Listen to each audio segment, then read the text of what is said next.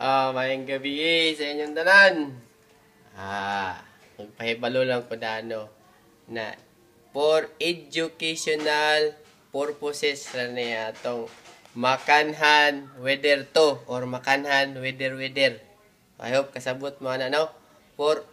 Dili din siya for official use. So wala mi labot sa taga-Pag-asa, ang Pag-asa wala labot sa MUA or any government agencies. Wala mi connection. Amo tabang lang ni sa mga taga-Cagayan.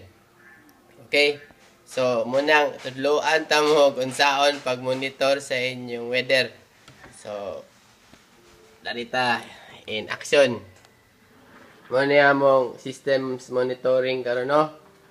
So muna yung among vlog makanhan weather carbon. Nganong carbon ni siya kay carbon copy ra ni siya sa among main page na makanhan weather 3.13 with sea level.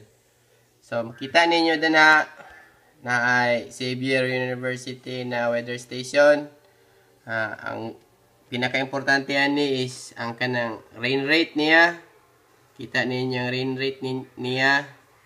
Doppler radar sa Climate X. Dedicated ni siya sa Cagayan River Basin.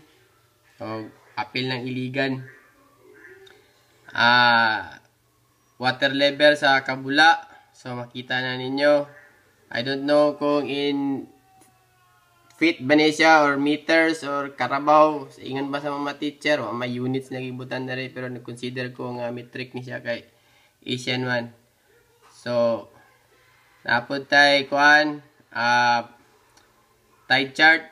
Ang Cebu, Makahalar Bay ug Bohol Sea parehas na sila og tide chart nila. So current nino, so low tide.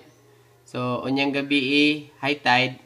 Dayon ugma sa Thursday sa buntag low tide, ugma Thursday sa gabi high tide. So kita pud ninyo ang rain estimates dinha sa pang-top satellite data. So live ni siya from NOAA dari sa Amerika. And then ang pinaka-importante po dayon ang Google Crisis Map. So mo ni siyang So makita ninyo ang current position ni Haiyan, Yoli, forecasted track, intensity, wind intensity, napod tay kanang local forecast dari no. So and then sa ubos dayon kita ninyo ang JTWC, Joint Typhoon Warning Center from US Navy. So starring na diya si Haiyan ug katong last nga bagyo nilabay si Wilma. Okay? So mga useful links. So mo sa ni part 1 no, amo lang stress out dinhi naatay disclaimer nga amo mong tudluan og unsaon pag-monitor sa inyong panahon kay haron kamo mismo maka-decide on what to do. Kay libre man ni, open data man ni, naa man sa internet tanan.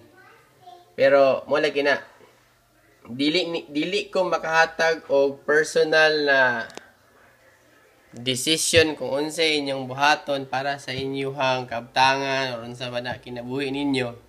Pero pwede mo makatan-aw og makahibalo kung unsaon paggamit aning weather data para kamo mismo maka-decision sa inyong kinabuhi kung gusto ba mo mabuhi.